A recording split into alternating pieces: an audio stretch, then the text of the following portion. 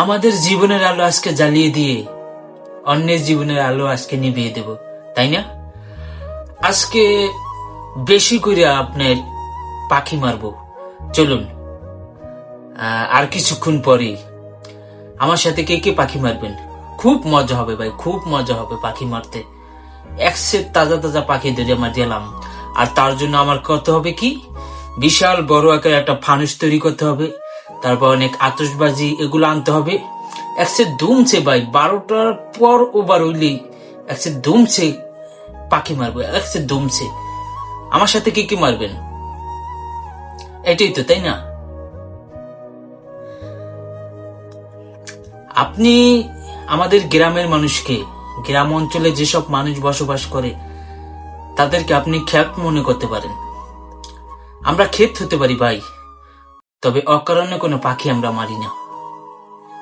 এই যে বছরের প্রথম 31st নাইট, এখন কয়টা বাজছে? 9:56 বাজছে, এখন 9:56। তারপর হচ্ছে 10টা, 11টা, 12টার পরেই শুরু হয়ে যাবে এইসব আতশবাজি, তারপর হচ্ছে ফানুস, এগুলো ফুটিয়ে আমরা কি করব? 31st নাইট পালন করব, মানে হ্যাপি নিউ ইয়ার পালন করব আমরা 2026। আমরা এটা কখনো ভাবি না যে আমাদের আনন্দের কারণে অন্যদের প্রাণ চলে যাবে। আমরা সোশ্যাল মিডিয়া অনেক দেখি, সোশ্যাল মিডিয়া দেখলে আমাদের কি হয়? আফসোস হয়, আর বাস্তবে দেখলে মেজাজ খারাপ হয়ে যায়। এই আপনার আতশবাজি, তারপর হচ্ছে ফানুসের কারণে কতগুলো পাখি মারা যাবে, লক্ষ লক্ষ পাখি মারা যাবে। কি কারণে? আপনাদের আনন্দের জন্য। ওরা এত বড় শব্দ সইতে পারে না, সইতে পারে না। আমরা মানুষ, আমাদের তো বিবেক বুদ্ধি আছে, জ্ঞান আছে, এটা আমাদের ভাবা উচিত। একটা জিনিস, আপনি পাখি বলেন, মানুষ বলেন, একবার যদি চলে যায় পৃথিবী থেকে, তাহলে সে আর দ্বিতীয়বার পৃথিবীতে আসে না। এটা আপনারা কল্পনা করে দেখছেন? আমাদের ইসলাম ধর্মে কিন্তু তাই আছে। তো কেন ভাই আজকে আপনার কয়টা টাকা হয়েছে এই জন্য আপনি সব আয়োজন করে তারপর 31st নাইট পালন করবেন? আর যাদের টাকা নেই, এরকম অনেক লোক আছে যারা দুমুঠো ভাতও খেতে পারে না, আর 31st নাইট তো দূরের কথা, তারা জানেই না যে এই দিনে কি করে মানুষ। বিশেষ করে শহর অঞ্চলে বেশি দেখা যায়। 31শে ডিসেম্বরই শুরু হয়ে যায় রাত্রে 12টার পর একটা ঠাসঠুস শব্দ। কেন ভাই? এটা অন্যভাবে আমরা তো পালন করতে পারি। আগে যা করছি সেটা আর বলে লাভ নাই। এখন আমরা সচেতন হই। আপনার আনন্দের জন্য অন্যের প্রাণ যে না চলে যায় সেদিকে আপনার খেয়াল রাখা উচিত। কথা আছে না, ভাবিয়া করিও কাজ, করিয়া ভাবিও না। আমরা কইরা তারপর ভাবি, আয় হালা, আয় হায়, কাজটা তোমার ঠিক হইল না। নিজের জীবনে আলো জ্বালাই দিয়া অন্যের জীবনে আলো আমরা নিভিয়ে দিতে আসি।